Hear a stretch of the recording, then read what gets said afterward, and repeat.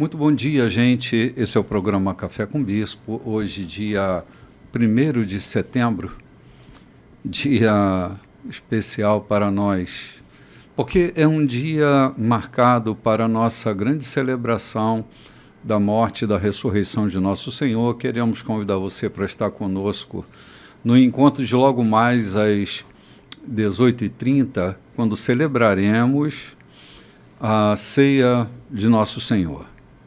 E hoje, nesse domingo abençoado, eu venho junto com meus amigos, meus irmãos do coração, pastor João Silveira, aqui à minha esquerda. Muito bom dia, pastor João. Bom dia, pastor Bispo. Bom dia, Loide. Bom dia, Diogo. E bom dia a você que está do outro lado a nos ouvir.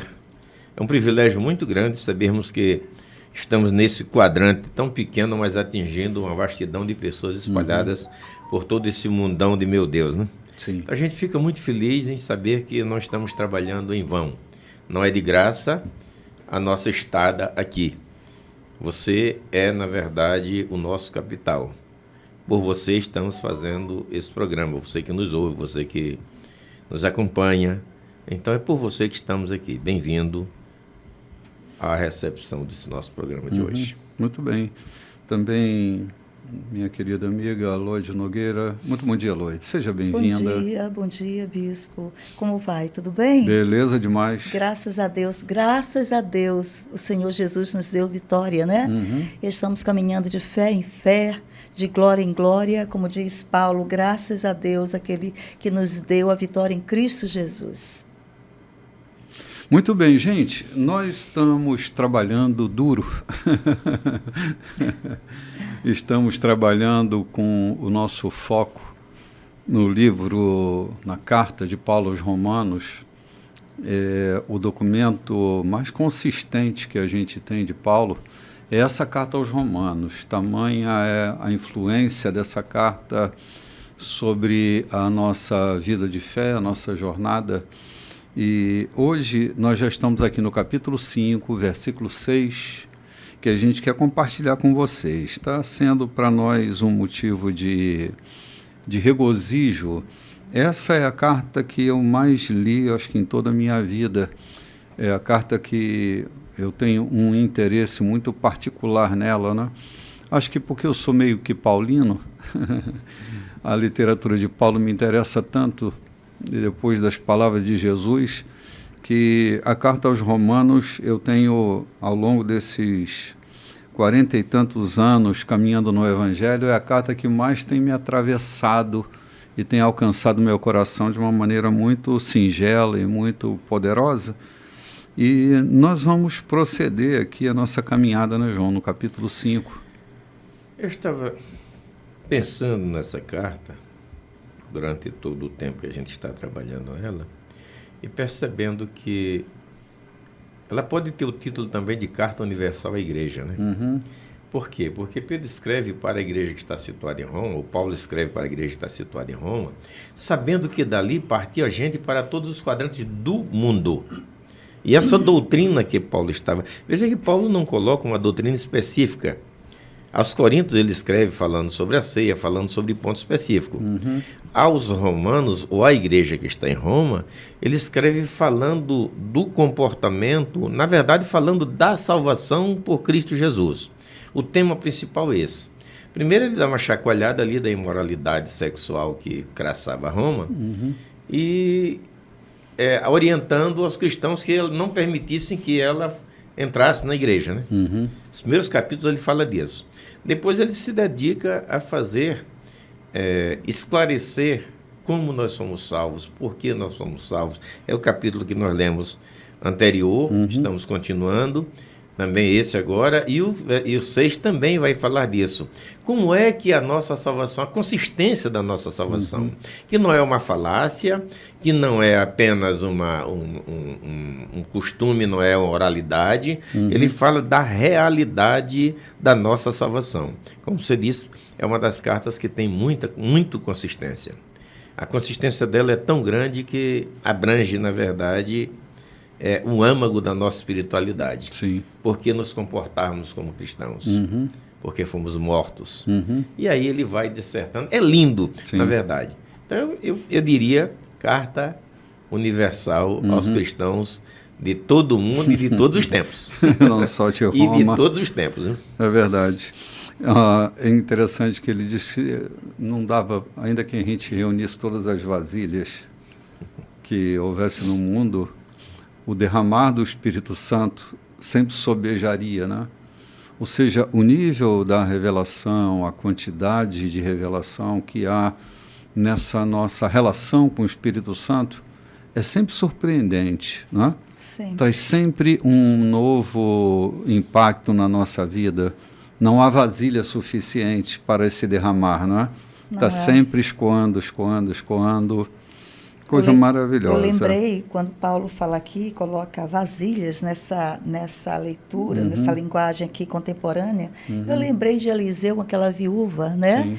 Que ele disse, vai procurar vasilhas. E ela procurou bastante vasilhas, mas não foi o suficiente, né? Esgotou as vasilhas e o azeite só parou de jorrar quando não tinha mais vasilhas. É assim que Deus faz, né? O transbordar dele é sempre inesgotável. Essa figura que Paulo usa aqui é muito interessante, né? Porque, mas é verdade, cara, todas as vasilhas, ainda há pouquinho antes de começar o programa, a gente estava falando de coisas misteriosas que acontecem na vida, né? Que ainda não foram prescrutadas, ainda não foram acessadas. Como Deus tem reservas, né, infinitas reservas, para que a gente acesse, né, diante da vida. Sempre haverá uma outra saída, sempre haverá uma outra solução, sempre haverá uma outra questão para a gente trilhar, né? Então, é essa relação inesgotável. Acho que todo homem, todo ser humano, precisava ter uma boa e intensa relação com o Espírito Santo, no qual reside todos os tesouros da terra, né? Eu estou aqui, pasmo, que nunca tinha tentado, na verdade, para essa expressão de Paulo. E, ultimamente, a gente tem ensinado, pregado sobre a nossa relação com o Espírito Santo, né? Que não pode estar desassociada. Ter todo o conhecimento teológico do mundo, histórico, relacionado à Bíblia, aos tempos antigos, aos conhecimentos a respeito de Deus, não nos levará a nada se não estivermos cimentados pelo Espírito Santo. Sim. Então, que na versão que eu tenho aqui, me permita ler, o versículo 5 do capítulo 5, ele diz que o amor de Deus será derramado em nossos corações pelo Espírito Santo que nos foi dado. Não é derramado à toa. Primeiro, há uma base, há um lastro dentro dos nossos corações. O Espírito Santo nos foi dado para convencer-nos do pecado, para convencer-nos das injustiças e da justiça também. E, baseado, cimentado pelo Espírito Santo, o amor de Deus se revela. Entendo que é isso que Paulo está dizendo. Né? Sim. Não há vasilha suficiente, João, de tanto amor derramado em nossos corações. Aí nós vamos lá para o versículo 6, que é a continuidade. Ele diz, Cristo chegou na hora certa para tornar isso realidade. Ele não esperou que todos estivessem preparados. Apresentou-se disposto ao sacrifício, quando ainda éramos fracos e rebeldes demais para fazer alguma coisa por nós mesmos. Mesmo que não fôssemos tão fracos, de qualquer maneira, não saberíamos o que fazer. Podemos entender quando alguém morre por uma pessoa digna e como alguém bom e nobre poderia inspirar um sacrifício abnegado. Mas Deus demonstrou quanto nos ama ao oferecer seu Filho em sacrifício por nós, quando ainda éramos tão ingratos e maus para com Ele. Cara, eu leio esse texto e vejo que a natureza divina, ela não se deixa contaminar pelo que acontece na natureza humana. Deus fez e faria, independente de qualquer coisa. Ele não morreu só por justos, ele morreu por pecadores. Ou seja, sua natureza não era uma natureza de busca de relação lucrativa quando ele se derrama pela natureza humana. Ele resgata e transforma essa natureza caída, mesmo sem merecimento. Acho que por isso a gente falava semana passada sobre a graça, né? Que a gente não tem como mensurar, não tem como a gente nem estabelecer uma dívida no favor de Deus, porque essa dívida não tem cabimento. Nós estávamos insolvidos na natureza humana, caídos na natureza humana. Inimigos de Deus. Sim, rebeldes por uma natureza de pecado, né? Pela semente do pecado, uma natureza rebelde, caída, divorciada da sua relação com Deus. E ele se entrega a vida de seu filho. Entrega a vida do seu filho. Eu estou baseado aqui nesses 3 versículos, porque ele entrega a vida do seu filho não apenas para justificar a humanidade, mas para reconciliar com ele. Eu tenho visto, por onde tenho passado, o mundo afora, de pessoas que... invasores de propriedade, digamos. Então, o dono da propriedade resolve separar a parte para eles, para que não o perturbem mais. Isso tem acontecido, eu já vi, já aconteceu, passou pelas minhas mãos. Mas não quer mistura nenhuma com aqueles invasores ou com aqueles que habitantes daquele pedaço de terra que ele mesmo deu para que eles se acomodassem, mas não quer que eles pisem no restante da sua fazenda, não quer eles trabalhando por perto de si, não quer eles em consonância com a sua vida. Fato que não aconteceu com Deus. Ele diz que reconciliados com Ele, ou seja, Ele não apenas perdoou os nossos pecados por Cristo Jesus, mas nos trouxe para perto dEle. Quer uma relação com a gente. É muito diferente da relação humana. Esse ato de Deus, ele é tão sublime que Ele não só deu o seu Filho para perdoar os nossos pecados, mas para nos aproximarmos dEle, reconciliados com Ele. Justificou a nossa culpa e nos trouxe para perto dEle. Essa é a lindeza. Amém. Porque se Ele apenas reconciliasse ou nos perdoasse a culpa e não nos desse acesso a Ele, seria um Deus misericordioso, ótimo, mas nós estaríamos apelando para quem? A lindeza, para mim, está nisso aqui. Reconciliados com Ele, ou seja, perdoou e trouxe para perto. Deu-nos o poder de sermos filhos. Que bênção, é isso mesmo. Justificados com Deus, temos paz com Ele. Paz com Ele. Paz, acesso à sua graça, a graça. Nós agora somos sacerdócio em Deus. Naquela palavra de paz com Ele, também, que eu, se não me engano, é o primeiro versículo do capítulo 5, né? Justificado, pois, pela fé, temos paz com Deus. Paz não é viver em harmonia simplesmente. Paz é viver perto. Paz não é ausência de guerra. Paz é presença de amor. É um reposicionamento dele, né? Paz é uma estrita comunhão. Paz não é apenas fica lá e eu fico cá e vamos viver em paz. Isso não é viver em paz. Isso é viver sem briga. Viver em paz é quando há uma inteira relação, uma intrínseca relação entre aqueles que querem conviver. Então, quando diz reconciliados, pois pela fé com Ele temos paz, ou seja, entramos em contato, vivemos em comunhão. Ele nos abraçou de tal forma, a sua misericórdia é tão grande conosco, que não apenas nos perdoou, mas nos aproximou dele. Que bênção, pastor João. Quer dizer que o pecado agora não tem mais nenhum peso sobre minha vida.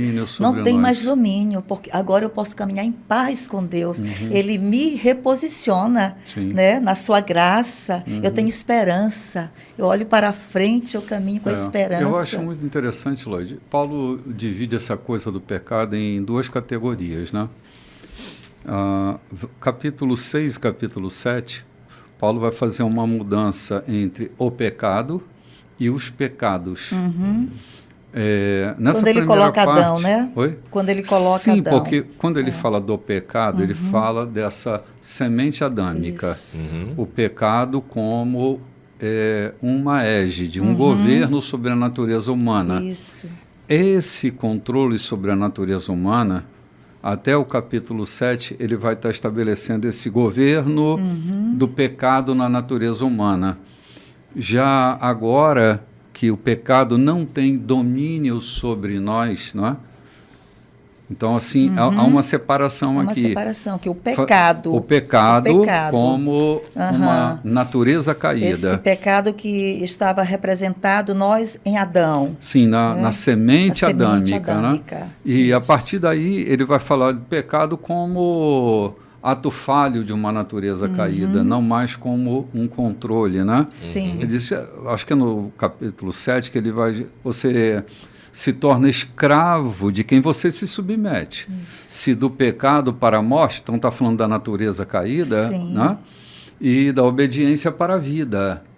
Então, é aqui que a gente possa entender que aquela semente do caído já não tem mais domínio sobre nós. Esse DNA foi corrigido pela semente divina que agora habita em nós. A natureza do segundo Adão, ela domina a nossa natureza humana. Podemos cometer pecados nesse ato falho da natureza. Sim. Não é? Num julgamento temerário, numa injustiça praticada, um ato falho. Mas a nossa natureza foi corrigida quando fomos fecundados pela divina semente. Glória a Deus. O sêmen de Adão, não é? do primeiro Adão, já não tem mais domínio sobre nós. Que bênção, que Falamos glória. no programa passado, talvez alguns anos atrás, sobre a fonte, né? Paulo está trazendo o mesmo tema, muito embora de outra linguagem, sobre a fonte do pecado que dominava sobre o homem. Se há uma torneira aberta lá na ponta do corredor, eu posso passar o pano quantas vezes quiser, mas ela vai continuar molhado. Era isso, o sacrifício. Os rituais não corrigiam o pecado, atenuavam, mas não corrigiam o pecado, porque a fonte estava lá. E como eu costumo dizer, como interiorando o lavrador, muitas vezes nós tentávamos evitar que a saúva cortasse as nossas lavouras, colocando pequenos remédios ou até pequenos alimentos no caminho que elas vinham de quase quilômetro de distância. Até que tomávamos a atitude de estancar a fonte, ou seja, arrancávamos, revolvíamos a fonte onde estava ali a colônia estabelecida. Arrancada a fonte, elas perdiam a força, perdiam o objetivo, morriam muitas, que era feito com água e enxada e outras ferramentas, e elas perdiam a fonte também. Os filhos que iam nascer estavam desperdiçados, não tinha mais fonte. Aqui e acolá ainda se via alguma perturbando a lavoura, mas não tinha mais aquela intensidade, aquela voracidade. Eu entendi que é assim que Deus fez com o pecado. Foi lá na fonte, Jesus estancou lá na fonte, né? Sim. Estancou lá na fonte, ou seja, fechou a torneira, muito embora o corredor por onde passava a água ainda continue úmido e vai secando, como diz o Salmo. É por isso que vamos sendo transformados, João, de glória em glória. Isso. E o Salmo diz, a vereda do justo é como a luz da aurora, que vai brilhando, brilhando, brilhando, brilhando até ser dia perfeito, né? Sim, exatamente. Jesus estancou a fonte, mas não passou o rodo para enxugar tudo de uma vez, porque essa é uma obra nossa, buscarmos a santificação com Ele. Sim. É obra nossa. Reconciliados com Ele, fica tudo muito mais fácil. Tendo paz, meu irmão, é fácil de resolver o resto. Estando em paz com Deus, é fácil de se resolver. É verdade. Estamos indo agora já para o verso 9, né, Loide? Agora que a nossa situação com Cristo está resolvida por meio dessa morte sacrificial, o perfeito sacrifício de sangue, não há mais razão para estar em oposição a Deus sobre qualquer assunto. Se em nossa pior situação fomos postos em condição favorável diante de Deus pelo sacrifício de seu Filho, agora que estamos nessa situação maravilhosa, apenas imaginem como a nossa vida poderá ser plena e gloriosa por meio da vida proporcionada pela ressurreição.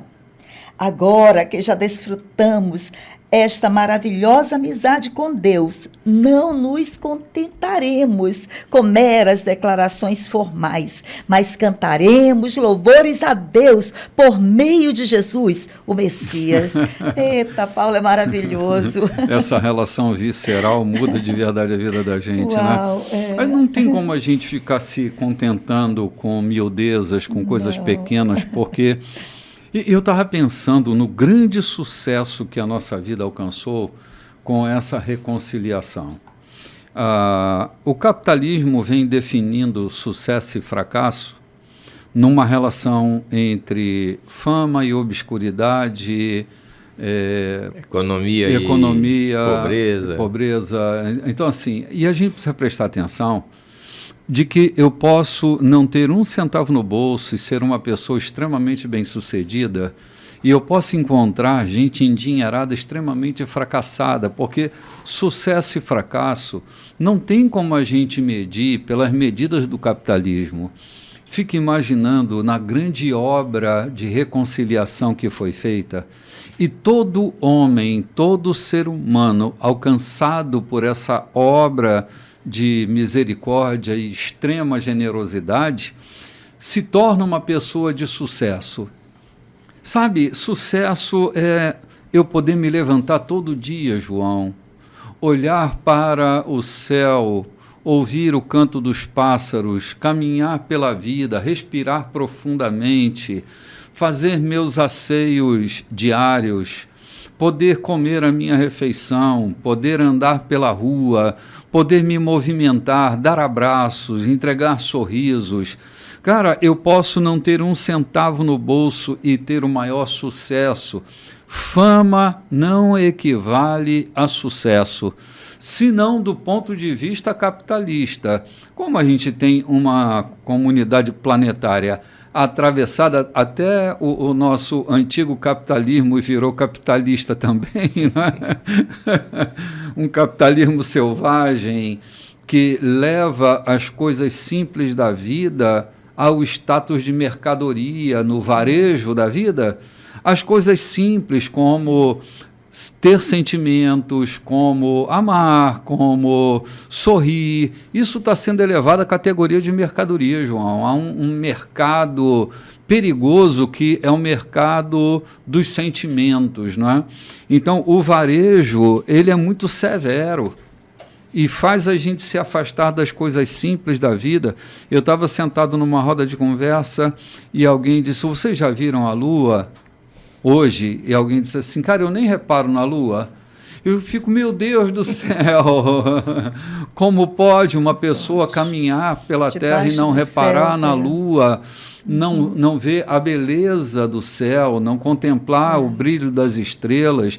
Mas tem gente distraída, chamando essa distração de sucesso. Não, é fracasso. Se eu não consigo me mover no chão da vida, de maneira simples, objetiva, de uma maneira de contentamentos, então eu não terei mesmo sucesso, eu serei uma pessoa fracassada se todos os meus objetivos partem do ponto de vista da matéria, da consistência da matéria. Gente, há tantas coisas para além da matéria que trazem tanto sentido na vida, né? O fato de eu existir nessa condição, de superar minhas tristezas. Eu sou muito bem sucedido, cara.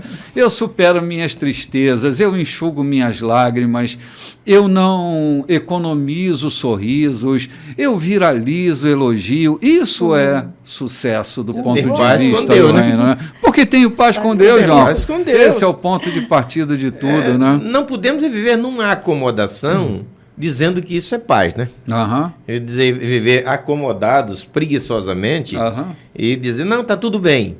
Eu acho que a gente precisa fazer parte de todo o movimento do mundo, que é legal, que é normal, que é próprio, contanto que interiormente nós tenhamos paz. Interiormente a gente tem essa leveza, né? Sim. Ninguém é obrigado a não ter riqueza para ter paz. Você pode ser rico e também ter toda essa leveza de contemplar a lua, o sol, etc. Ter paz com Deus e em Deus. Sim, porque assim, normalmente quando a gente faz paz com Deus, Ou quando Deus faz paz com a gente faz paz com a gente também. Pessoas que não têm paz consigo mesmo são pessoas muito complicadas, né? Precisam dessa grande reconciliação.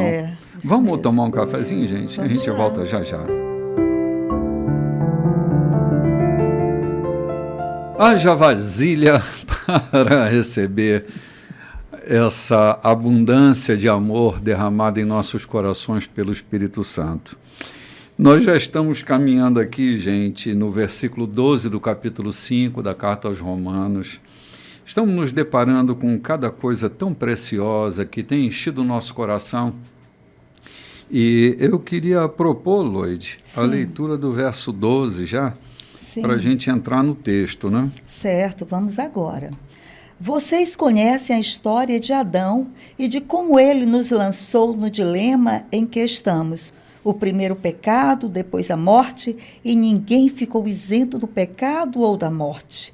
Aquele pecado afetou os relacionamentos com Deus em tudo e com todo mundo, mas a extensão das consequências negativas não ficou clara até que Deus a explicasse em detalhes a Moisés. Até os que não pecaram, como Adão, que desobedeceu a um mandamento específico de Deus, tiveram de experimentar o fim da vida, a separação de Deus. Mas Adão, que nos pôs nessa situação, também aponta para aquele que nos livrará dela. Todavia, o resgate não é proporcional ao pecado que traz morte. Se o pecado de um homem deixa multidões de pessoas no profundo abismo da separação de Deus, imaginem a eficácia do dom de Deus derramado por meio de um homem, Jesus Cristo. Não há comparação entre o pecado que traz morte e esse generoso dom gerador de vida. A sentença pronunciada sobre aquele pecado foi a morte, mas sobre os muitos pecados que se seguiram veio a sentença de vida. Se a morte obteve supremacia pelo erro de um homem, imaginem o que pode fazer a extraordinária recuperação de vida que agarramos com ambas as mãos. Esse dom de vida extravagante, essa restauração total, providenciados pelo homem Jesus Cristo. Aqui está um resumo de tudo. Assim como uma única pessoa errou e nos deixou todo esse problemão com o pecado e a morte, também uma única pessoa fez que era certo e nos livrou de tudo isso. Mas que apenas nos livrar do problema, ele nos trouxe para a vida. O homem disse não a Deus e afundou muita gente no erro. Outro homem disse sim a Deus e consertou tudo que estava errado. Tudo que a lei contra o pecado conseguiu fazer foi produzir mais gente que desrespeitasse a lei. Mas o pecado não teve nem tem chance de competir contra o perdão poderoso que chamamos graça. Na disputa entre o pecado e a graça vence com facilidade. Tudo que o pecado pode fazer é nos ameaçar com a morte. Já a graça, uma vez que Deus está consertando as coisas por meio do Messias, nos convida à vida. Uma vida que continua para sempre, que jamais terá fim. Meu Deus do céu. Ah, que coisa maravilhosa. Meu Pai Celestial, que conteúdo espetacular. Uau. É que Paulo declara... Que conteúdo uau, bispo! Meu Deus do céu, é uma potência dentro de nós entendermos essa enorme generosidade de uma graça que combateu na essência aquilo que marcava a natureza humana. Quando esse poder reconciliador, que foi a entrega da vida de Jesus, essa graça derramada em nosso favor, que recuperou essa natureza caída. É por isso que eu implico com a palavra redenção, né? Que é desse fenômeno que nós estamos tratando aqui. Se a gente lê a palavra redenção, a palavra Éden está bem no centro dessa palavra que é resultado de uma aglutinação, né? Re-Éden, ação, redenção. Redenção é o que Cristo fez, nos reconciliando com Deus, trazendo-nos de volta ao Éden. De volta, né? Movimento para trás, Éden, ação. Essa ação de voltar ao Éden, ela é feita por meio de Jesus. Acaba com essa ação do pecado sobre a natureza caída do homem, restaurando esse homem, colocando diante de Deus de uma maneira esmagadora, onde a graça não se equivale à força do pecado. A graça, ela é superior. Foi pela morte de um que todos os homens foram reconciliados com Deus. A redenção alcançou todos aqueles que se abriram para a fé. A todos os que creem, Deus deu em Cristo Jesus o poder de serem feitos filhos de Deus. Uma obra não pensada pela mente humana. Quem é que podia pensar que isso estivesse acontecendo? Quem é que podia planejar uma ação que acabaria de uma vez por todas na natureza humana, esse fator caído da natureza humana? Bendito seja Deus que pensou no nosso favor, que pensou a graça e executou-a no tempo certo, encontrando em Jesus essa chave de virada na natureza humana, reconciliando o mundo com ele. Você fala de Éden e eu fico lembrando que, digamos que o Éden, no princípio, fosse uma pequena agência do reino de Deus na Terra. Era isso? Era uma agência. Era uma sucursal do reino de Deus na Terra. Sim. Onde o homem tinha livre acesso, passeava, caminhava, tinha toda a liberdade. Nós somos reconduzidos por Jesus Cristo a esse reino, a essa liberdade, a estar caminhando diante dele, com ele e sendo visitado por ele. Sendo habitado por ele, né? Ali ele vinha toda a viração da tarde, né? Sim. Apesar do seu cuidado estar lá, ele vinha toda a viração da tarde. Então, quando nós somos reconciliados, reconduzidos ao Éden, ou seja, ao reino de Deus, à presença de Deus, por Jesus Cristo, então nós temos livre acesso a esse reino. Nós podemos gozar de tudo aquilo que ele deu para que Adão gozasse naquela época. Caminhar e viver. E dizer, há coisas que você já não deve mexer, não deve tocar. Porque não te é lícito, não serve para você. Não faça isso. Mas o acesso ao reino, ele abriu de novo essas portas, né? Sim, verdade. Na verdade, João, Deus colocou um jardim dentro de nós. É né? isso, Deus colocou um jardim. O jardim dentro de nós. Um Éden que era geográfico, virou um Éden antropográfico, né? Isso. E nós podemos ver o jardim dos outros a partir do jardim que nos habitam, né? Me lembro palidamente dos infernos que me habitavam, e eu só conseguia ver inferno nos outros, né? Reconciliado com Deus, o jardim que hoje me habita, né? Ele me faz enxergar a vida como um jardim do lado de fora. Essa operação de resgate não podia ser pensada por criatura humana, né? Essa operação foi uma operação guardada em segredo de justiça, até que chegou a hora, como diz lá o versículo 6, né? Cristo chegou na hora certa, para transformar isso em realidade, né? Então foi por meio dele que Paulo vai chamar de o último Adão, ou segundo Adão, né? Por causa da natureza humana. Essa natureza humana dele, ela equivale a um Adão, ao último Adão, ao Adão reconciliador, ao Adão que nos coloca dentro do Éden novamente, ou coloca o Éden dentro de nós, aquele que produz esse movimento reconciliatório capaz de gerar vida abundante dentro de nós. Não uma vida de escassez, não uma vida de carências e dificuldades, mas a vida de verdade, que transborda para a vida eterna.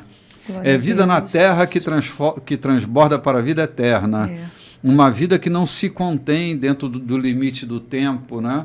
A temporalidade não abafa a vida. A vida vaza para muito além da temporalidade e da geografia em que nós estamos. Ela vai para dimensões da vida muito além daquilo que Amém. a nossa condição humana é capaz de capturar, né? Cara, é por isso não tem como comparar, não tem como comparar. Não há como comparar. Né? Mesmo que a gente diga, o primeiro Adão trazia a morte, o segundo a vida, mas não chegamos, não podemos nunca comparar, não há como comparar esse resgate tão grandioso, tão maravilhoso. Sim, o tamanho dele, Lloyd, não dá para ser medido pela nossa capacidade de avaliação. Não dá. Nós temos uma capacidade de avaliação ainda muito limitada para entender a largueza, a profundidade, a altura de tudo que se operou em Cristo por nosso intermédio, né? Essa substituição, essa transformação. A gente é gente de sucesso, independente de qualquer coisa. Essa sofisticação da graça de Deus nos alcançou, fazendo de nós gente simples, gente comum do povo, em gente extraordinária, que vai além da ordem posta. Nós estamos falando de paz, e Paulo fala numa outra oportunidade dizendo, e a paz que excede,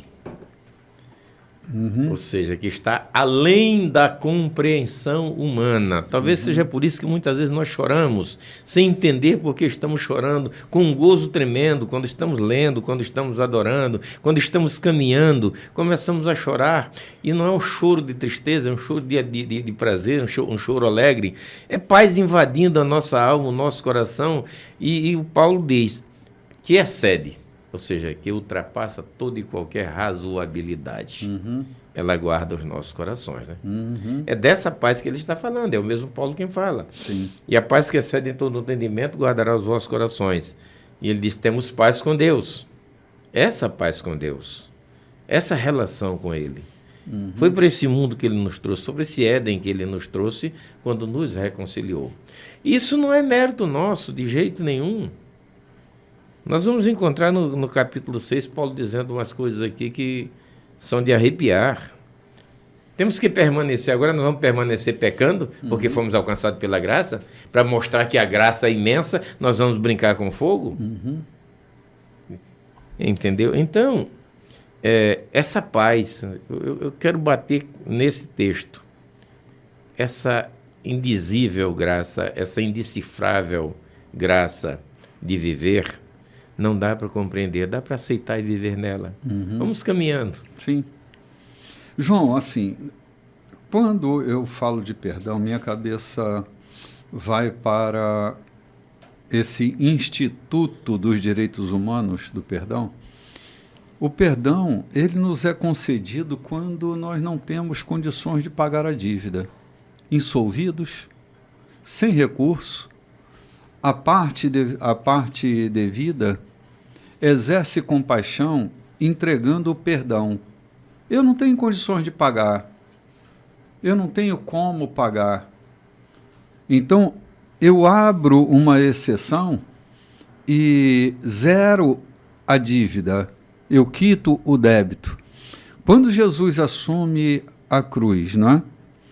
E ele diz lá em uma das últimas palavras dele na cruz, tetelestai, né? Está consumado. Essa era uma expressão do direito, né? A dívida foi paga. Está quitado. Não tem mais dívida. Eu paguei o endividamento. O perdão nos alcança lá na raiz da nossa vida. no pecado mais sigiloso, mais secreto da nossa vida, o perdão vai lá e nos resgata, zerando a dívida, né? O inscrito de dívida que era contra nós foi rasgado, cancelado, lá na cruz, na entrega da vida do último Adão, pela minha vida, me substituiu de uma forma espetacular e impagável. Não há nada que eu faço. Por isso que eu tenho dito, cara, o favor de Deus não gera uma dívida para nós. Ele não nos endividou com o seu perdão. Ele quitou a nossa dívida, zerou o nosso débito, rasgou o inscrito que era contra nós. Aquilo que fazia com que a gente ficasse diminuído diante da lei do pecado, né, terminou. Esse ciclo acabou.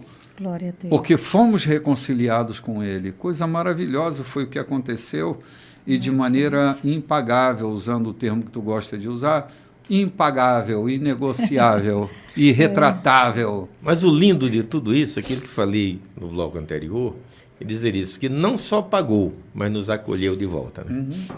Não só nos quitou a nossa dívida, Uhum. mas nos trouxe para perto de si. Uhum. Essa é a beleza de tudo isso, é a garantia que nós temos. Sim.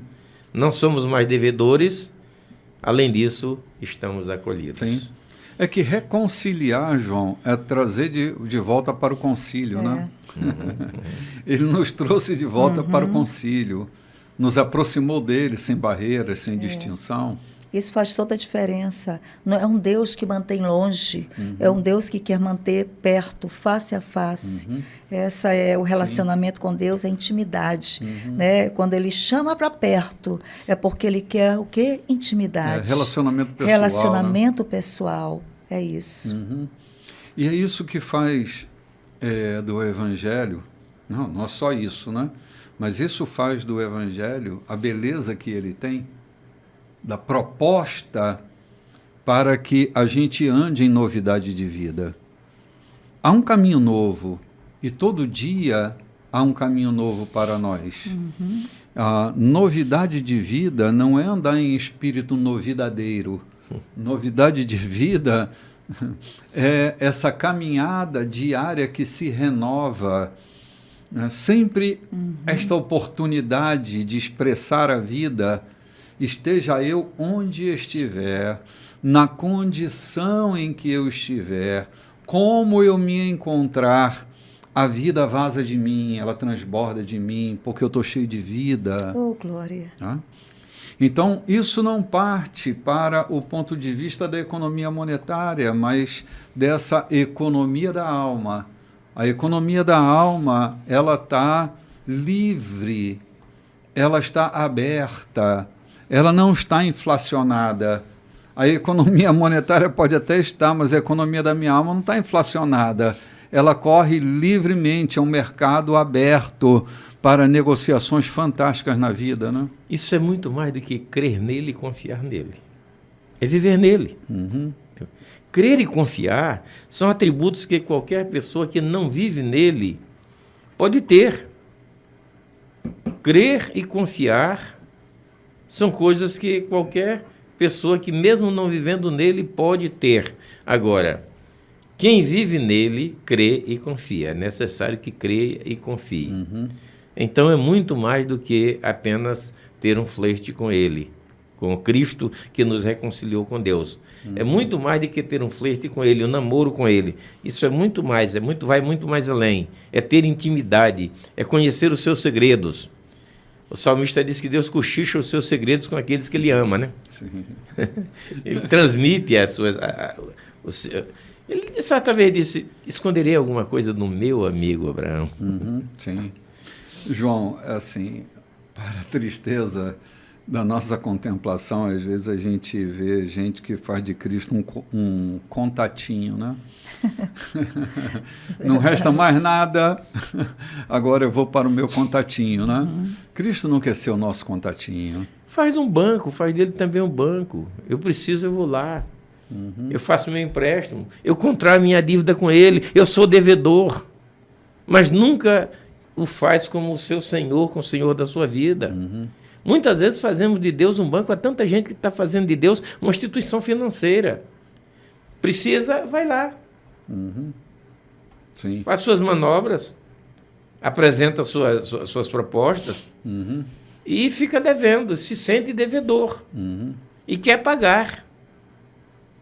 Mas Deus não é isso, Deus não é uma instituição financeira. Deus é um libertador que nos deu acesso livre a Ele, contanto que estejamos nele e Ele em nós. Sim, Ele quer amizade sólida, né? Ele não quer a nossa agenda, Ele quer a nossa vida, né? Ele não quer os nossos contatos, Ele quer uma amizade exclusiva com Ele. Ele não quer o primeiro lugar na nossa vida. Ele quer o lugar em nossa vida. Sim. Ele não tem que ser o primeiro, ele tem que ser o tudo. Não é uma relação ordinal ou cardinal, né? Ele não é o número 1 nem o primeiro, ele é o único. É um lugar em que ninguém ocupa, né? Esse lugar dele, o lugar que ninguém ocupa, é aquele altar ao Deus desconhecido que está dentro de nós, né? Esse lugar que pertence a Ele, só Ele, mais ninguém, onde Ele é o concurso nessa caminhada da vida. Ninguém concorre com Ele em nós. Essa relação que Deus propõe para o homem na reconciliação é a condição que faz desse homem um homem forte, um homem estável, um homem seguro, né? Um gênero humano seguro, né? Uma mulher segura, uma mulher estável. Uma relação que traz identidade. Sim, claro. Como eu fui restaurada quando eu encontrei esse Deus, esse Jesus, esse Senhor em minha vida. Sim. Eu encontrei um posicionamento dele, eu encontrei a minha identidade nele. Sim. Eu que achava que não era filha, que não tinha pai, não tinha mãe, mas quando eu encontrei a minha identidade em Cristo Jesus, ele me chamou de filha. A primeira coisa que eu encontrei foi ele me chamando de filha nas minhas orações. Sim. Quando encontrei filha, ele falando quando o teu pai ou tua mãe te abandonar, e era a minha realidade. O abandono era a minha realidade. A rejeição era a minha realidade. E foi nele que eu encontrei essa palavra de segurança. Quando teu pai e tua mãe te abandonar, eu, filha, eu estou contigo. Sim, sim. E ali eu entendi que havia uma paternidade, que eu não era órfã, que eu não era alguém que nasci rejeitada, por acaso. Um acidente. Não, eu encontrei a minha identidade nesse Deus que deu Jesus para me salvar, para me amar, que não é privilégio meu, mas de toda a humanidade. Sim, sim. De toda a humanidade. Sim. Eu estava lendo Davi dizendo que ele era a pedra angular que os construtores rejeitaram e agora se torna a principal. Domingo passado eu estava dizendo que a pedra angular é uma figura da arquitetura antiga que toda construção ela partia a partir dessa pedra angular, era a pedra principal, onde todos os parâmetros da construção se miravam nela. Ela que dava ângulo, ela que dava sentido àquela construção. Segurança. Então, assim, há pessoas que estão construindo a sua vida sem pedra angular, sem a pedra angular. Que construção é essa que a gente está fazendo sem essa referência, sem essa pedra angular? Ela é a principal, Cristo é a nossa pedra angular, é aquele que dá sentido a cada cômodo da nossa vida, a cada esquadro da nossa construção, da arquitetura da nossa vida. Se eu tenho Cristo como pedra angular, eu tenho uma construção de vida segura. Eu tenho prumo e tenho rumo. Tenho prumo e tenho rumo. Mas quando eu o rejeito, essa pedra pode virar uma pedra de tropeço, que se cair sobre mim, eu estou roubado, e se eu cair sobre ela, eu também estou frito. Opa. Mas ele fala de construtores, né? Ele fala de construtores, não é apenas admiradores, construtores. Simplesmente a desprezaram, rejeitaram. E ela é a pedra angular. Sim. Entendeu? Ou seja, há muita gente, que você acaba de dizer, construindo, marcando a sua vida com a sua própria linha, destinando o seu futuro nos seus próprios conceitos, nas suas próprias expectativas. Já Tiago diz assim, ei, confie nele, diga, se ele permitir, farei isso, eu farei aquilo, submeta as suas decisões a ele, né? Sim, verdade, João. Agindo assim, João, a gente tem uma construção mais confiável, mais consistente, mais equilibrada, e sem ele a gente está frito. É construção que pode ruir a qualquer momento. Vamos dar um cafezinho e a gente volta já. Olá, gente, bom dia. Esse é o programa Café com Bispo, já estamos no terceiro bloco da nossa programação. Logo hoje, 1º de setembro, dia especial para nós, né, pastor João? Dia eucarístico, dia de Santa Ceia, Sim. Dia de comungarmos, dia de celebrarmos o sacrifício de Cristo por nós. Venha participar conosco, traga a sua família. Se você não puder trazer a sua família, não puder vir conosco, monte em sua casa a mesa de ceia e ceie conosco. A nossa celebração acontece a partir das 18h30 pelo YouTube e aqui pela Rádio 92.3. Nós abrimos o microfone da rádio ao vivo, transmissão ao vivo, a partir das 19 horas. Será um prazer enorme estar com você, presencialmente ou não.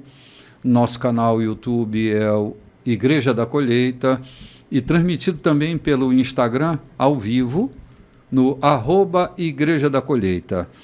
É sempre um prazer poder estarmos juntos, né? E é uma população muito grande. Eu quero aproveitar aqui esse terceiro bloco, iniciando ele, para saudar meus queridos irmãos que estão na comunidade carcerária, que agora de manhã estão assistindo o programa Café com Bispo e certamente logo mais às 19 horas vão estar assistindo o culto das águias. Minha saudação a vocês, esperança sempre, força sempre.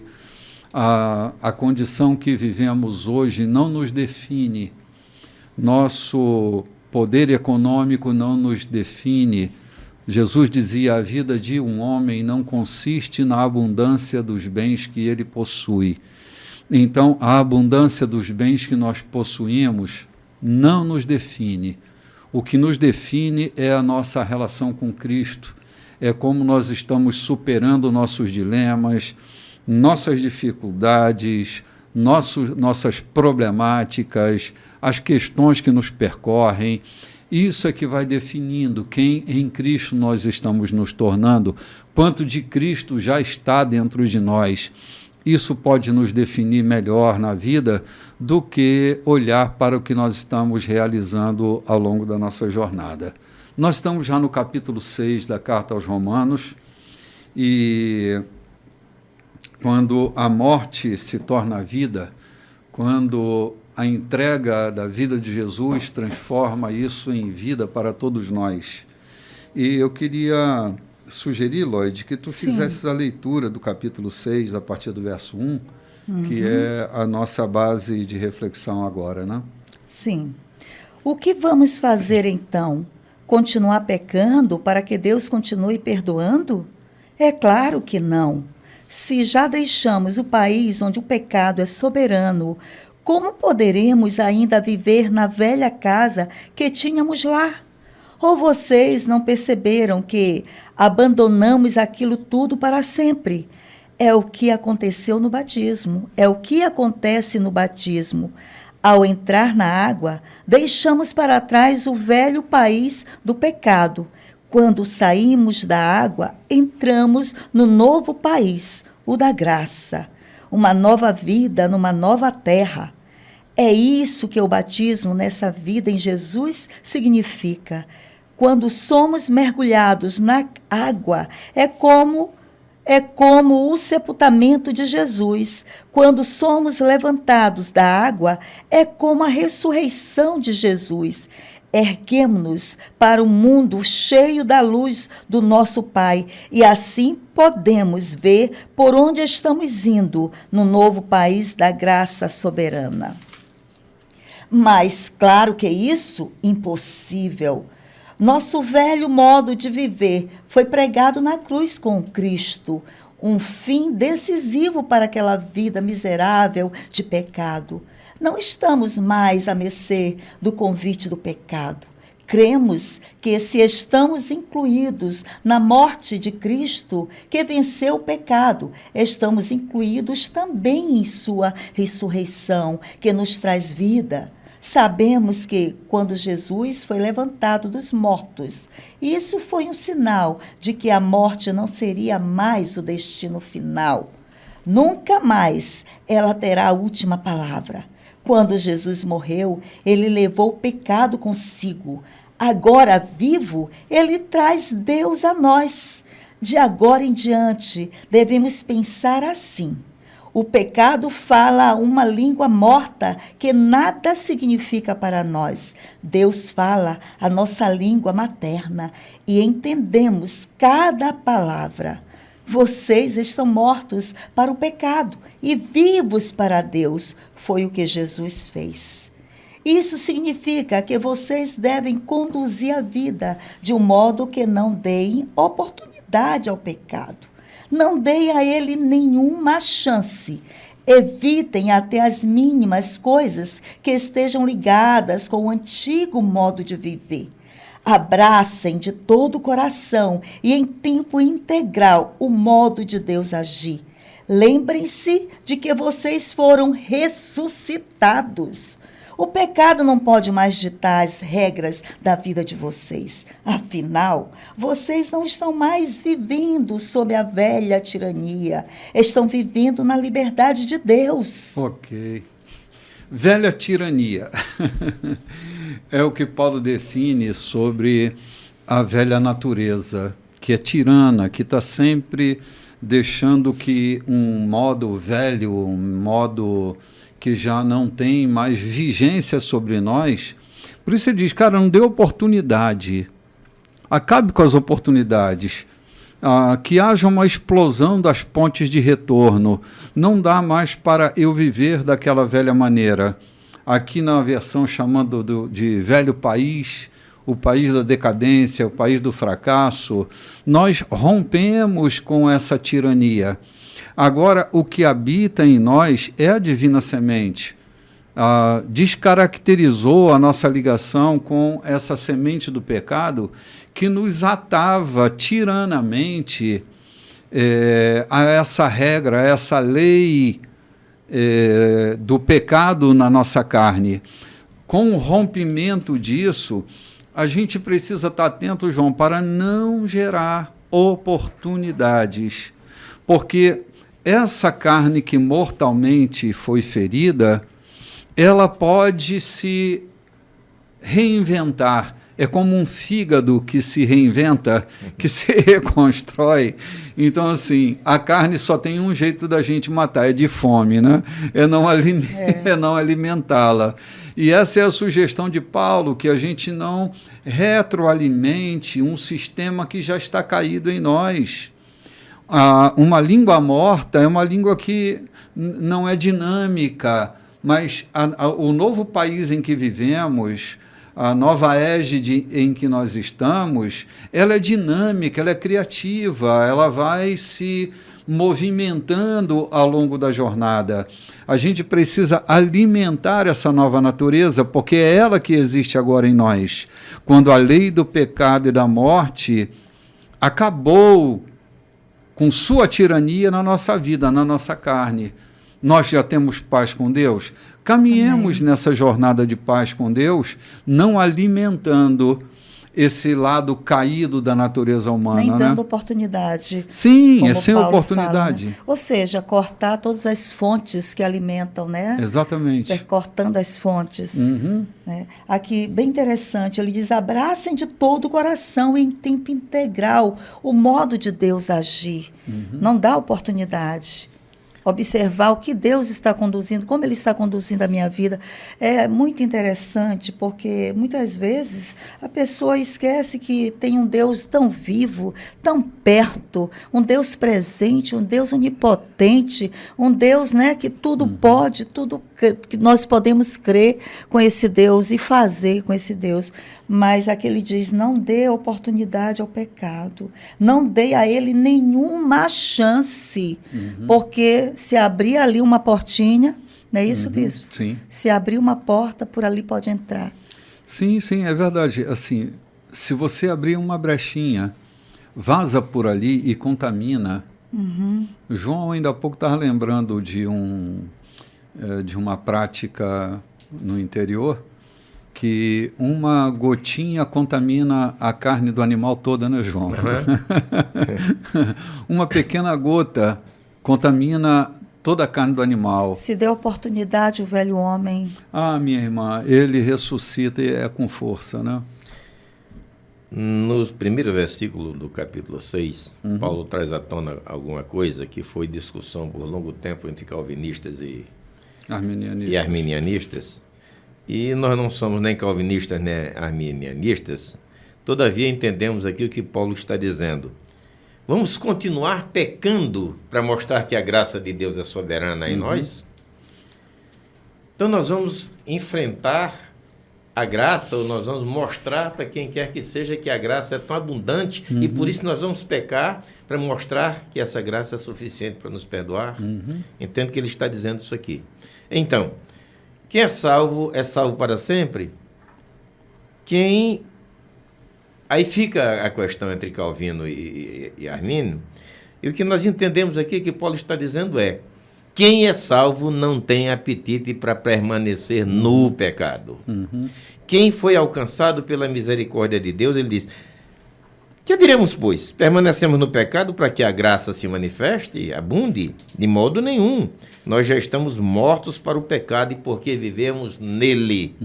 Ou seja, Paulo está dizendo que aquele que foi alcançado pela graça salvadora de Cristo não tem apetite para continuar pecando e nem deve fazer isso, não deve dar brecha, não deve dar oportunidade. Ele vai continuar livre, salvo, mas abundante na graça de Deus e não no pecado. Sim.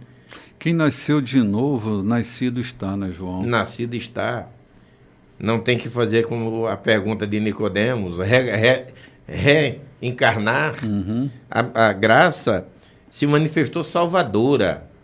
Então, quem tem a graça de Deus, quem foi alcançado pela graça, repito, não tem apetite, e mesmo que ele seja assediado, não deve dar brecha para que o pecado invada a sua vida. Ele terá consequências para resolver isso. Ele terá dificuldades para se reerguer. Ele poderá pagar duras penas. A gente, num programa desse, falamos de Jonas. Jonas recebe uma missão para ir a Nínive, muda de itinerário, mas ele vai ter que ir. Porque ele estava determinado por Deus a fazer aquilo. Agora foi a duras penas. Aqueles que foram alcançados pela graça e que descuidaram, pagarão as suas penas por fazer isso. Porque o salário do pecado é morte. Muitas vezes não é morte física, é morte financeira, é morte de sentimentos, é morte na vida como um todo, e nem sempre é uma morte física. É o salário daquilo que foi cometido. Então Paulo está dizendo, de modo nenhum. Nós já estamos mortos para o pecado e ressuscitados com Cristo. É o que ele começa dizendo no capítulo. Sim. Essa questão de que se nós cremos que nós morremos com ele, assim, nós morremos com ele, a nossa relação com a fé é uma relação de morte e de ressurreição, como Paulo descreve aqui no capítulo 6, né? É uma questão de morte e de ressurreição. Não é uma questão filosófica, uma questão conceitual, é uma questão de morte e de ressurreição. Ninguém nasce de novo se não morrer. A água batismal não é um símbolo simplesmente. É uma declaração de morte. É uma declaração de morte, eu costumo dizer isso. É uma aliança feita de morte e de ressurreição. Os simbologistas deram tanto valor simbólico à experiência batismal que, para muitos, o batismo é uma relação meramente simbólica.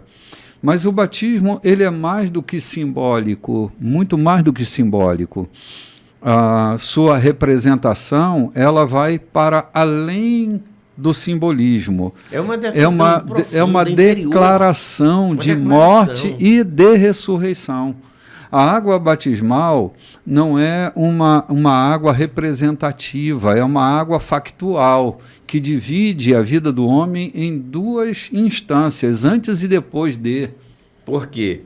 Não porque aquela água se transforme, se consubstancie, mas é a decisão de quem está descendo às águas batismais. Sim. É a sua declaração pública. E isso a gente tem na vida daquele eunuco caminhando com Filipe. Ei, Filipe, eu quero que todo mundo saiba que eu aceitei, que eu morri com ele, que eu ressuscitei. Esse pessoal, essa comitiva que está comigo, vai declarar isso. O mundo, o inferno, os céus vão saber. Então, é uma declaração, talvez seja uma das declarações mais incisivas na vida de um cristão. É quando ele desce as águas. Ele está dizendo com a sua voz, dizendo, eu creio. Ele está dizendo com a sua atitude, eu estou aqui. E com a sua decisão de dizer, eu quero viver para Cristo. Sim. Submetendo o seu corpo a essa dimensão para onde está indo a sua alma, né? Isso. O corpo em obediência à alma, declarando, eu estou sendo sepultado e estou ressuscitando nessa experiência fantástica da morte no batismo, né? Esse meu sepultamento, essa minha morte, me identificando com a morte e a ressurreição de nosso Senhor. É um projeto identificatório com a morte e a ressurreição de nosso Senhor. Então, o batismo não é só um banho, né? A gente entra um pecador enxuto e sai um pecador molhado. É um processo de identificação com a morte e com a ressurreição do nosso Senhor. E nem tampouco é ritual religioso. Não é um ritual religioso. É lindo, é agradável, é emocionante quando está acontecendo, quando os batizandos estão descendo das águas, mas não é um ritual religioso. Apenas. Ele acontece porque é preciso que a decisão seja publicada, assim, conferida, publicada, ratificada, assinada e carimbada. Né? Sim, verdade. É uma declaração para o mundo inteiro, né? Para o mundo, para o inferno, até para a eternidade, para os céus. Sim, é. Quantos demônios estão olhando? Aquele cara que eu vi fazendo tanta loucura, agora, o que é que eu vou fazer com a vida dele? Rei não vem mais não, porque ele é ressuscitado em Cristo, né? Morto para o mundo, né? E ressuscitado para uma nova vida em Cristo Jesus. Cara, olha que expressão forte e poderosa. Quando Jesus morreu, ele levou o pecado consigo. Agora, vivo, ele traz Deus a nós. Ele levou aquele domínio a gente. Sabe, quando eu leio que o meu povo perece, né? Porque falta de conhecimento. João, há pessoas que hoje estão perecendo porque não conhecem a verdade sobre si. Então, abusam por falta de conhecimento. Cara, Jesus levou o pecado sobre ele e trouxe Deus para nós. Isso é libertador. Isso é libertador. Quando eu tenho a consciência de que eu não tenho um poder tirano sobre a minha vida que me faz refém de uma natureza caída, isso é libertador. Eu faço escolhas, eu tomo decisões. A quem eu obedeço. Então é uma escolha minha. É uma decisão que eu tomo. E esse conhecimento me faz decidir pelo pendor do Espírito para as coisas do Espírito. E não essa inclinação para a morte, porque ele levou o pecado e trouxe Deus para nós. Nessa conexão fantástica entre o meu espírito e o espírito dele. Então, por que me tornar serviçal? Para quê ou por que me tornar refém desse sistema tirano que diminui a minha vida, que reduz a minha existência, que me esbofeteia o tempo inteiro. Por que viver agarrado nessa condição, uma vez que eu já sou livre? Eu dizia alguns programas atrás que minha bisavó, ela viveu num período logo após a libertação dos escravos. Ela era muito velhinha, minha bisavó morreu com quase 100 anos. E ela dizia que na fazenda onde ela morava, de vez em quando chegava uns barulhos, né, de fogos e tal. E ela perguntava, ela era criança e perguntava, o que aconteceu? Aí diziam, é que a notícia da alforria chegou na fazenda do coronel fulano de tal.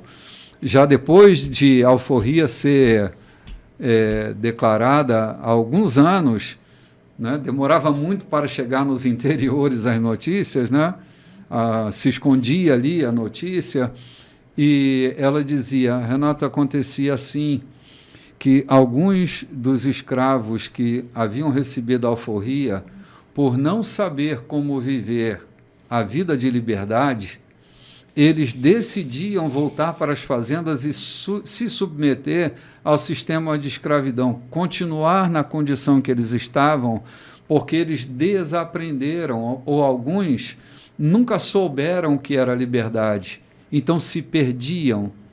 Gente, essa história que minha bisavó contava, isso causou tanto movimento na minha mente, que eu fico pensando que a alforria chegou, Jesus nos libertou, levou o pecado que era contra nós, nos apresentou uma nova relação com Deus, e há pessoas que ainda não aprenderam a viver nessa liberdade com Deus dentro delas. Ainda vivem fustigadas pela lei do pecado, porque não se habituaram a viver em liberdade. A ignorância faz delas refém dessa tirania.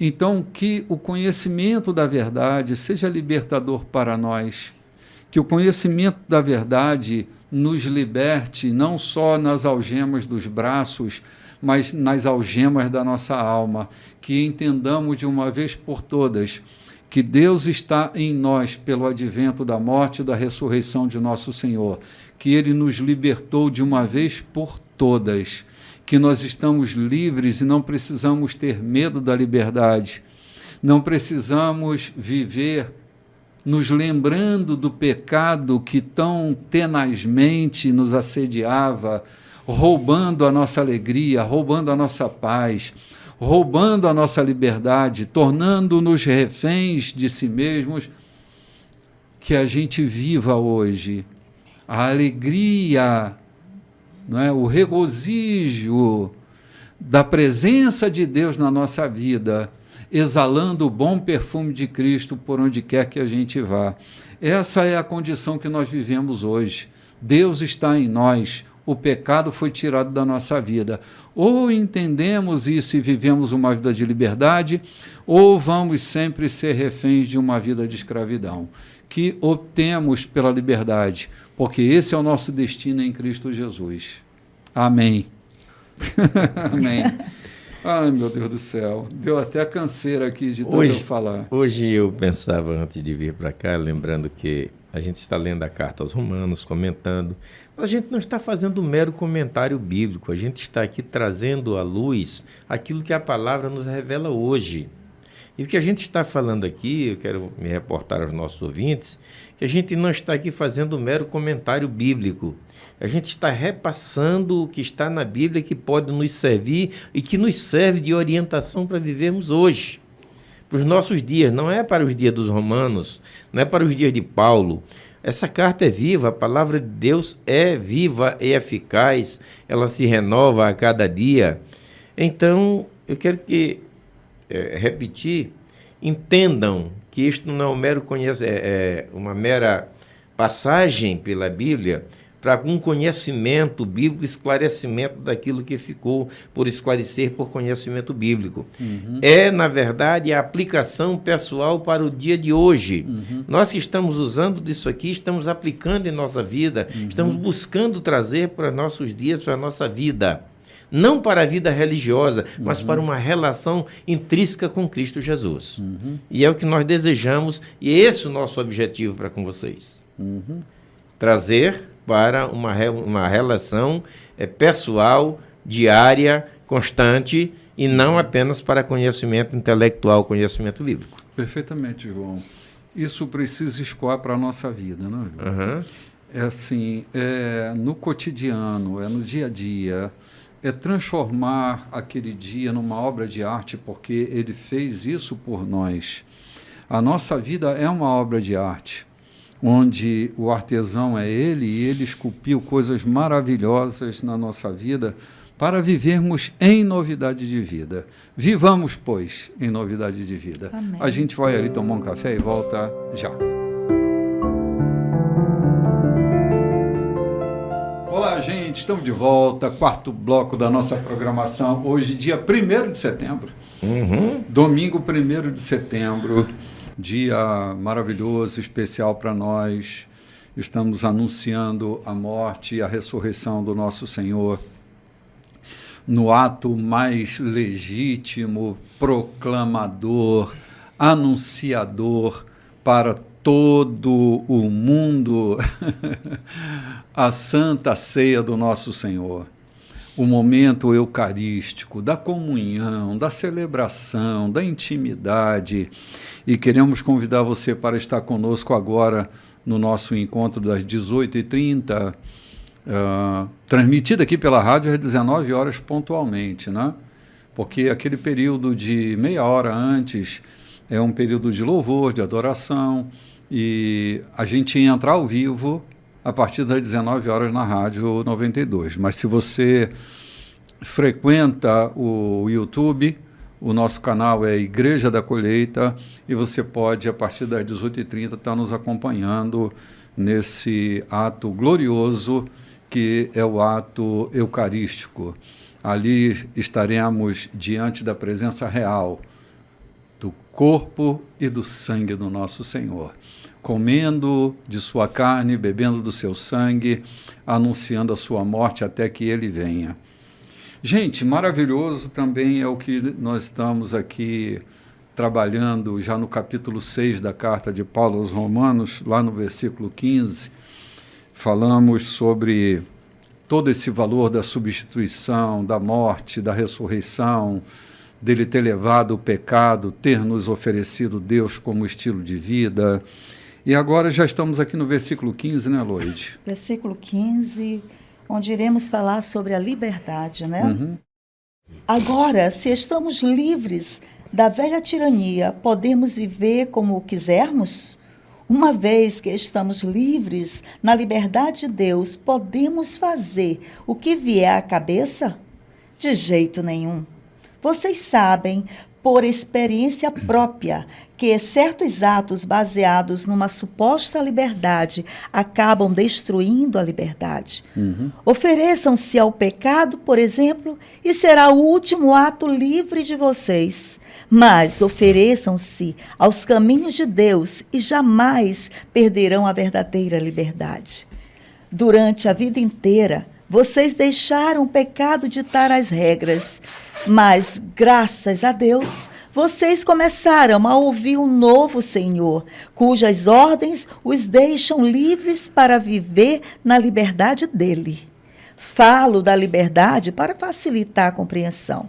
Vocês, com certeza, se lembram do tempo em que faziam o que queriam, sem se importar com os outros nem com Deus, e a vida só piorava, enquanto a liberdade diminuía.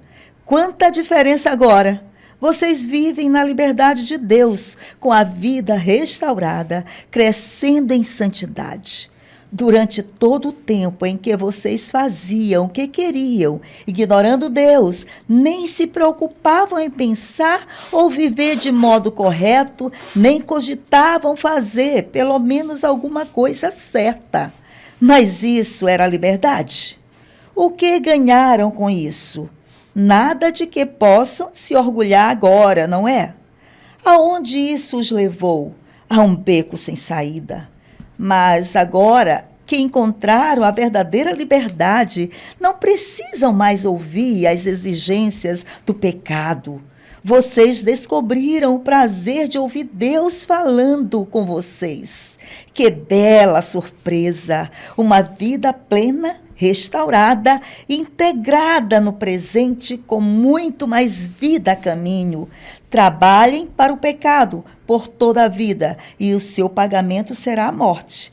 Mas o dom de Deus é vida real, eterna, proporcionada por Jesus, nosso Senhor. Eita, Lala. Essa é a declaração de liberdade mais consistente que a gente encontra em Paulo, né?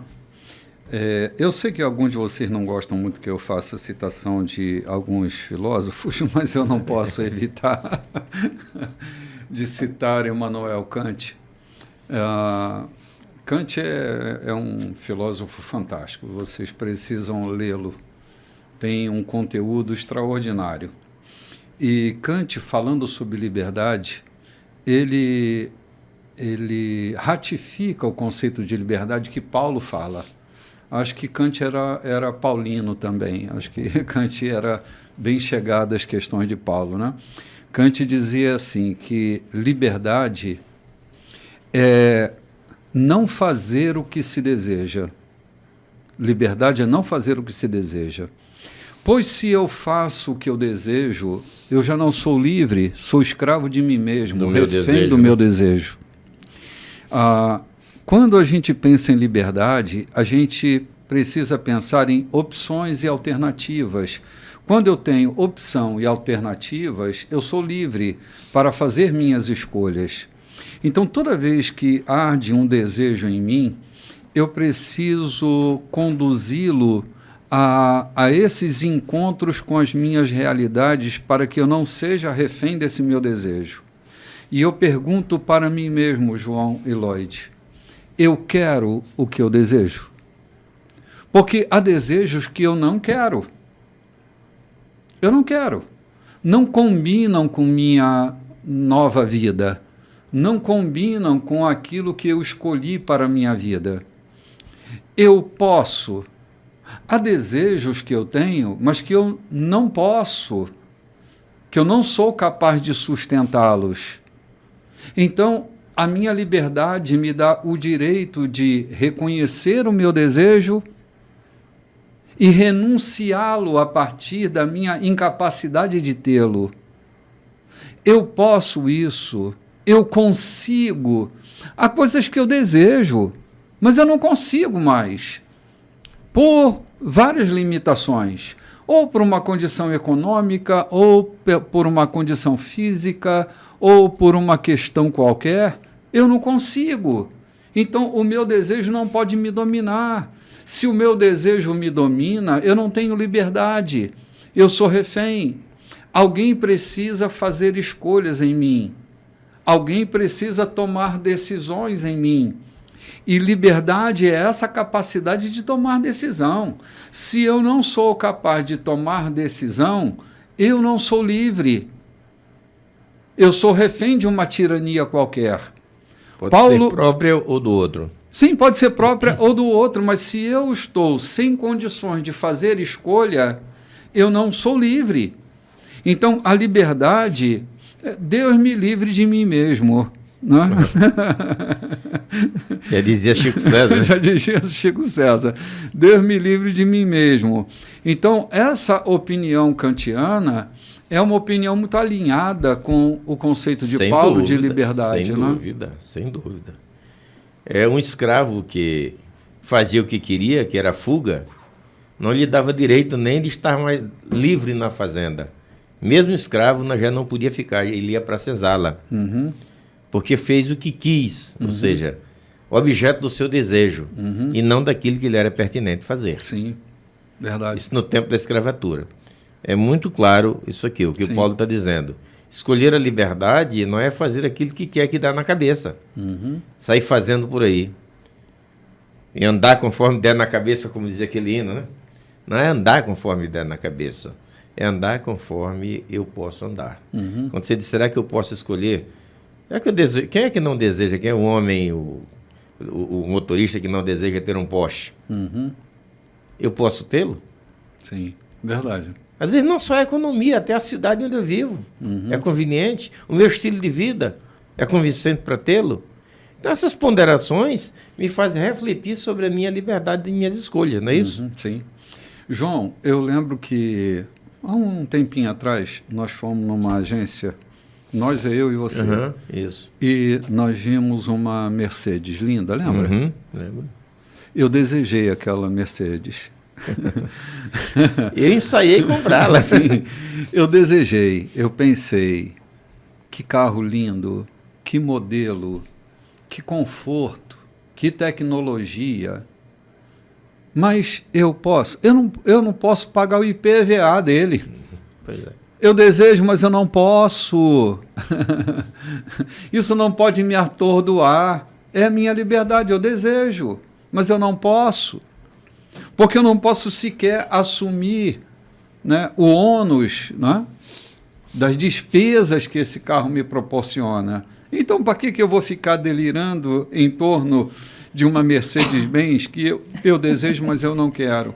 Entendendo eu que todo desejo humano ele é metonímico, a gente sempre deseja alguma coisa, está sempre mudando o objeto do desejo.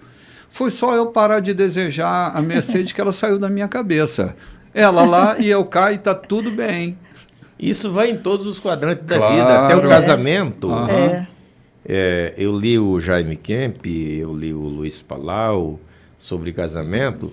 Se você deseja casar com a rainha, com a princesa Diana, peça a Deus que é possível que ele te conceda. Agora veja se você tem condições de sustentá-la, de viver com a dignidade que ela exige. Então, vai do casamento. Falar em casamento, mudando aí, uma certa vez eu recebi alguém na minha casa dizendo: queria que você me arranjasse um dinheiro aí que eu quero mandar a minha noiva ir buscar a certidão de casamento, a certidão de nascimento dela, para tirar os papéis do nosso casamento. Amigo, você está desejando se casar, você não tem dinheiro para pagar uma passagem para sua esposa, para sua noiva, como é que você vai sustentá-la? Eu desejo me casar, mas será que eu tenho o lugar para colocar aquela mulher que eu estou querendo casar com ela, ou aquele homem que vem comigo, ou eu tenho lugar na minha vida para repartir com mais um? Parte de até esse sentimento. Será que eu tenho lugar? Então o meu desejo não pode furtar a minha liberdade, não pode suplantar a minha liberdade. É uma questão, a gente está tratando de um assunto muito sério, mas muito oportuno. Né? Sim, desde Desejos, as questões... escolhas e decisões, né, Sim. Bispo? Que você está falando. São coisas que às vezes a minha carne, até a minha própria alma. Naturalidade, né? Porque há desejos que não são pecado, necessariamente não são pecado. Isso. São desejos. Por exemplo, querer ter uma Mercedes não é um pecado, é um desejo natural, né? Admirado pelo belo, né? Pelo conforto. Porque não é cobiça, né? Não é cobiça. É apenas desejo. Mas mesmo esses desejos que não constituem a natureza de um pecado, que dirá a natureza do pecado, mas ainda que não constitua a natureza de um pecado, eu preciso ter esse direito preservado da escolha. Porque senão, eu marquei bem aqui na minha Bíblia, me remete a um beco sem saída. Me remete a um beco sem saída. Quantas pessoas hoje estão vivendo num beco sem saída porque tomaram decisões baseadas meramente no desejo que tinham, não refletiram sobre as possibilidades, estão encrencados. Quando o escritor aos Hebreus fala sobre o pecado e os embaraços que estão de perto, né? O pecado que estão de perto nos assedia e os embaraços que nos imobilizam, por embaraço, o escritor aos Hebreus não está falando do pecado, mas há coisas que nos embaraçam, que necessariamente não são um pecado, mas acabam gerando um endividamento tão alto, seja lá em que economia for, não só a monetária, Porque o beco sem saída não é só um endividamento monetário, Sim. há endividamentos psíquicos que Emocional, também nos levam relacional, a becos sem saída. Isso, né? emocional, relacional, no campo da amizade, vai Sim, por aí sim. tudo, né? Sim, é verdade. Endividamentos, né? Verdade. Então, assim, eu preciso ter liberdade para fazer minhas escolhas mais sensatas, mais sóbrias, e não estar caminhando sempre na direção do que eu desejo. O que deseja a minha alma, aí eu estou pronto para atender esse objeto do desejo. Isso é uma escravidão. Isso é se tornar refém de si mesmo, né? Um homem só é livre quando ele é livre de si mesmo. A primeira liberdade que o Evangelho alcança em nós é a liberdade de nós mesmos, né? Às vezes a pessoa está livre de um demônio, livre de uma doença, mas não está livre de si. É o pior vilão de si mesmo. Vilão dos medos que possui, vilão das angústias que possui, das ansiedades que os perturbam, da insegurança. E é isso que Paulo fala. E antes vocês não pensavam em nada, em ninguém, em Deus, e nada, metiam os pés pelas mãos. Mas agora, né, vocês têm alguém, tem um Deus, um condutor. Sim, tem vida de verdade para ser vida vivida. verdade, né? E são caminhos que não nos conduzem aos becos sem saída. Sabe, beco sem saída, cara, é lugar onde você pensa que vai escapulir por ali e não tem opção mais. Está ali sujeito e à mercê das consequências dessa fuga, né? Então, é preciso a gente ter cuidado para a gente mapear bem, né? Mapear bem a estrada. O texto de Jeremias, que eu gosto muito, não me lembro o capítulo agora, que diz assim, a saída é o caminho de volta. A saída é o caminho de volta. Calcule bem a rota, olhe para o mapa, veja a condição da estrada, examina bem, porque a saída é o caminho de volta. Muitas vezes, João, a saída não é continuar avançando, sabe? A saída é voltar. Recuar. Refazer, reconsiderar. Né? Recalcular a rota, repensar o para motivo. Dar um impulso, né? Às vezes maior, às vezes a gente chega, recua, não para ser derrotado, mas para o impulso. Sim. Dar um impulso para a vida, um impulso para a liberdade. Sim, a flecha, antes de acertar o alvo, ela é recuada, ela é trazida para trás, para ganhar impulso. Muitas vezes, esse retorno a um determinado ponto é a coisa mais sóbria que a gente faz para poder acertar o alvo, não? Eu quero acertar o alvo e não tenho um impulso para isso. E às vezes eu tenho que caminhar, dar uns 3 passinhos para trás para ganhar o impulso e me projetar naquilo que eu espero. É bem aí que Jesus Cristo diz assim, quem quiser ter vitória, quem quiser ser digno de mim, negue-se a si mesmo, porque a nossa natureza humana nos impulsiona. A velha natureza já foi acondicionada ao pecado, a qualquer coisa, ela nos impulsiona a tomarmos atitudes, decisões baseadas no nosso sentimento pessoal, ou seja, em si mesmados. Muitas vezes tomamos a nossa decisão no nosso ensimesmamento, em cima de nós mesmos. E Paulo está chamando aqui para dizer, tenham cuidado, porque a vossa liberdade não vos leve a uma encrenca, né? Mais ou menos isso que ele está dizendo. Sim. A vossa liberdade não vos leve a uma encrenca. Ele finaliza o texto, na versão mais erudita que eu tenho, diz assim, o salário do pecado é a morte. Sim, exatamente. Tenham cuidado, porque mesmo estando em liberdade, mas se vocês decidem continuar pecando, vocês terão como recompensa a desgraça, a morte. Trabalhem para o pecado por toda a vida e seu pagamento será a morte. Pronto. Então, assim, eu não quero trabalhar com esse salário. Eu não quero esse patrão para a minha vida. Entende? Eu quero esse patrão. Eu posso fazer escolha do patrão que eu quero. Então, eu quero o pecado como patrão da minha vida. Esse patrão não vai destruir a minha vida.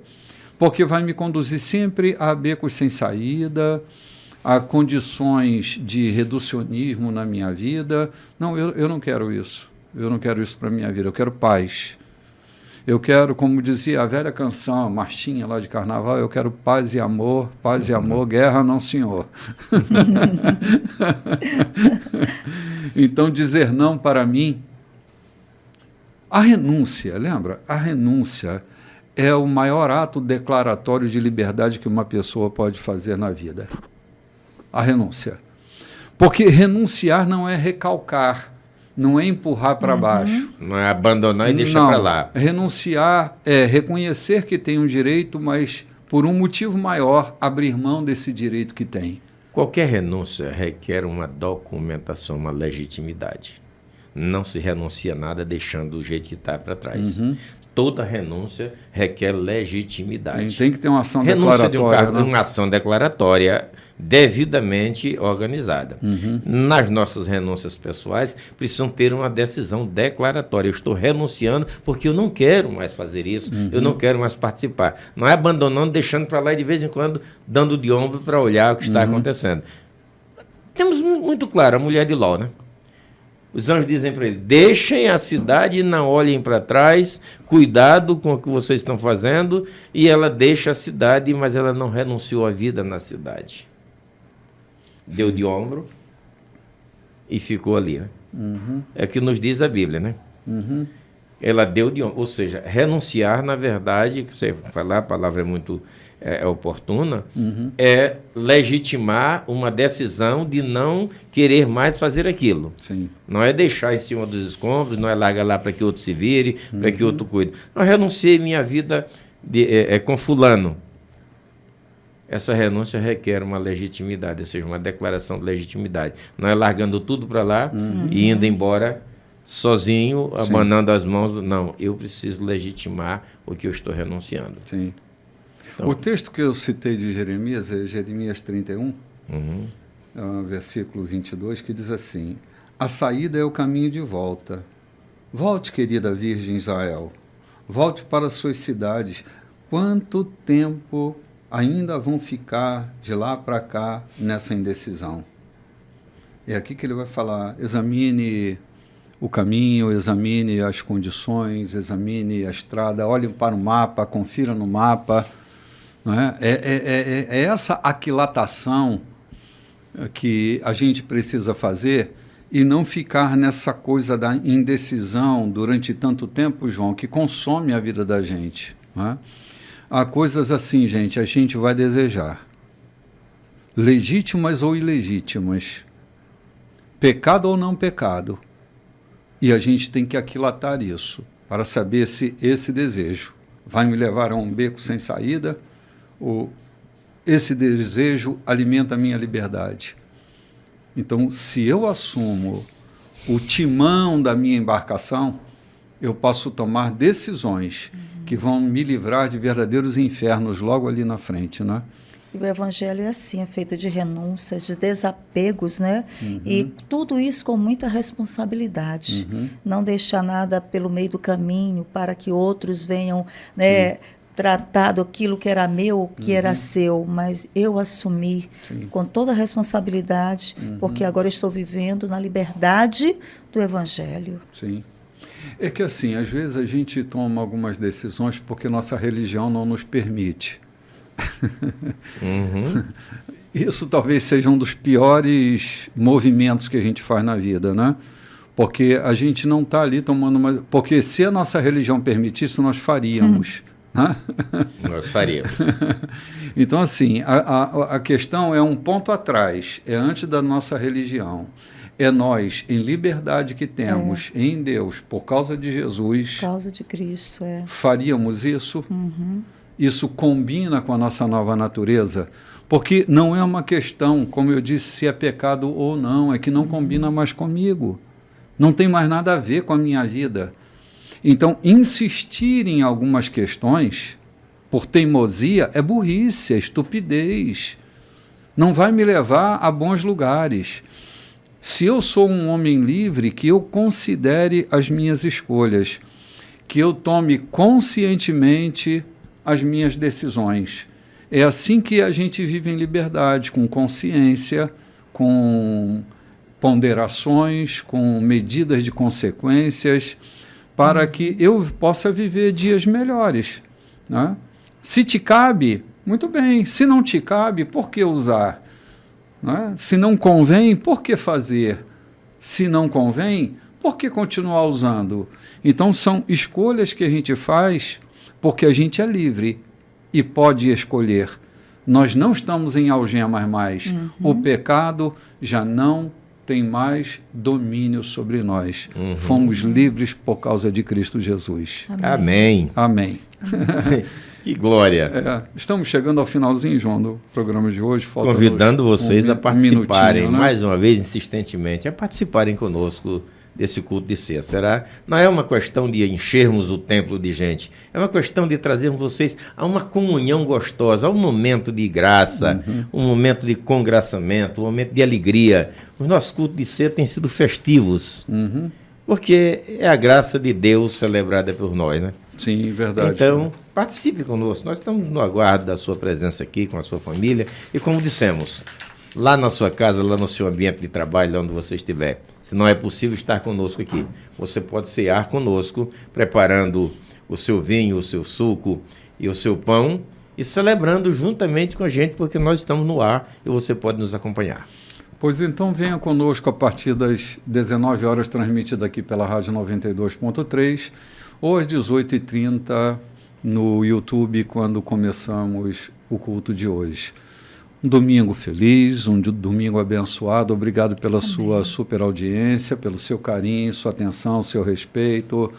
E um domingo de paz para vocês. Shalom.